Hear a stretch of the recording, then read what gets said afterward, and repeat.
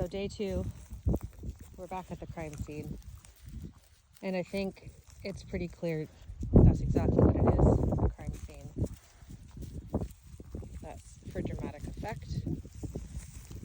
We've collected many feathers with the idea that we could potentially recreate the entire bird, but with the wind being so high, it's just impossible for us to have everything.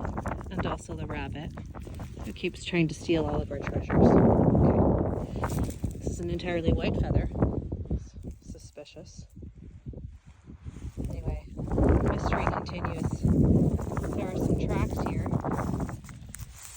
Talon-like patterns, confirming yet again it is a bird that lost its life.